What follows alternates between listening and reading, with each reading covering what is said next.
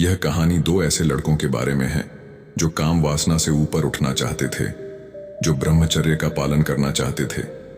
एक बार दो जवान लड़के एक महात्मा के पास आते हैं, एक ध्यानी के पास आते हैं और कहते हैं, मुनिवर, काम वासना ने हमारा पूरा जीवन अस्त व्यस्त कर दिया है।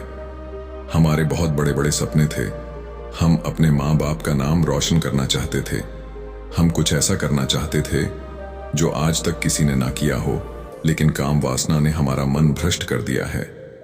हम हर समय काम वासना के बारे में ही सोचते हैं। हम हर समय स्त्रियों के बारे में ही सोचते हैं।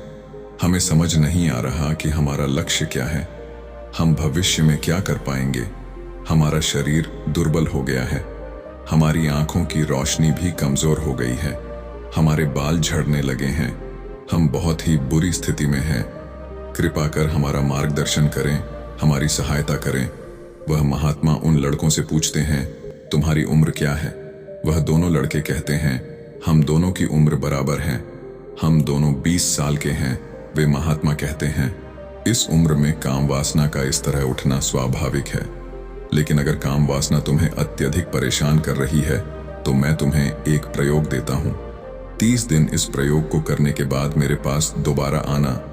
वे लड़के पूछते हैं, क्या प्रयोग है महात्मान?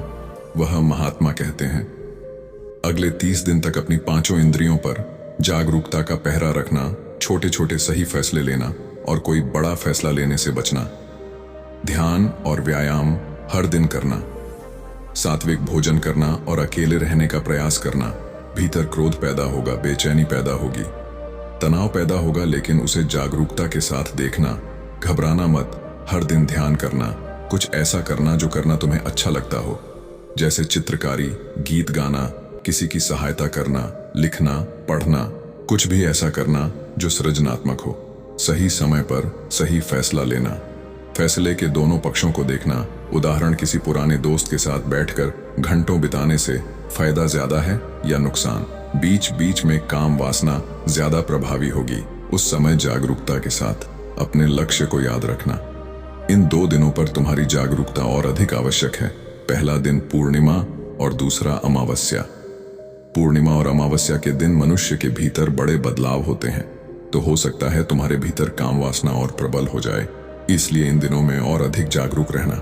वे दोनों लड़के कहते हैं, ठीक है महात्मन, हम 30 दिन बाद दोबारा आएंगे। पहला दिन उन दोनों ही लड़कों का बड़ी आसानी से बीत जाता है, क्योंकि उन महात्मा की बातों का असर होता है। दूसरा दिन भी आसानी से बीतता है। तीसरे दिन में उन्हें थोड़ी दिक्कत होती है। उनका व्यायाम करने का मन नहीं करता, उनका ध्यान करने का मन नहीं करता, लेकिन वे जबरदस्ती करते हैं, क्योंकि उनसे यही कहा गया था। कैसे करते करते हुए 10 दिन बिता देते हैं, लेकिन अब काम वासना और प्रबल रूप ले लेती हैं। जो चीज आप लगातार करते आ रहे हैं, जिस चीज में आप लगातार लिप्त रहे हैं, उसे अचानक से आप छोड़ दें तो वह कुछ समय के लिए तो शांत रह सकती है, लेकिन कुछ समय बाद तुम्हें उसका प्रभाव और अधिक दिखेगा। ऐसा ही उन लड़कों के साथ भी होता है। 15वें दिन तक आते आते उन्हें उन महत्व की बातें ही बुरी लगने लगती हैं। वे दोनों लड़के सोचते हैं कि क्या हम अपने जीवन को इन उल्टी सीधी में दबा रहे हैं? जीवन का आनंद भी तो कुछ है। जो स्त्रियां उन्हें पहले केवल सुंदर लगती थीं, वे अब उन्हें अति सुंदर लगने लगी थीं। वे अपनी काम वासना को प्रेम समझने लगे थे। 16वें दिन दोनों ही लड़के तय करते हैं कि अब वे इस नाटक को आगे नहीं करेंगे। दिन था अमावस्या का। वे दोनों लड़के काम वासना में लिप्त हो जाते हैं, और जैसे ही काम वासना में लिप्त होते हैं, उन्हें दोबारा से वही तनाव आकर घेर लेता है। सारी सुंदरता खत्म हो जाती है। 1-2 दिन पछतावे में बिताने के बाद वे दोनों लड़के दोबारा से उन महात्मा के पास जाते हैं और क्षमा मांगते हैं। वे महात्मा पूछते हैं, क्या हुआ? तुम 30 दिन पहले ही आ गए। वे दोनों लड़के कहते हैं, हम क्षमा कर दीजिए महात्मा, हम नियम पूरा ना कर सके। वे महात्मा कहते हैं, मैं जानता था ऐसा ही होगा। अब तुम ध्यान से सोचो कि ऐसा क्यों हुआ। वे दोनों लड़के सोच में पड़ जाते हैं, लेकिन उन्हें समझ नहीं आता। वे महात्मा कहते हैं, मैं बताता हूं, क्या तुम्हें याद है मैंने तुमसे कहा था कि बड़ा फैसला मत लेना, छोटे छोटे सही फैसले लेना।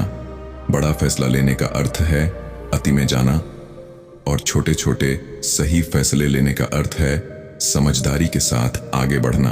जब मैंने तुमसे कहा था कि 30 दिन बाद मेरे पास आना और तुम्हें तीसरे दिन ही बेचैनी महसूस होने लगी, तो तुम तीसरे दिन ही मेरे पास क्यों नहीं आए?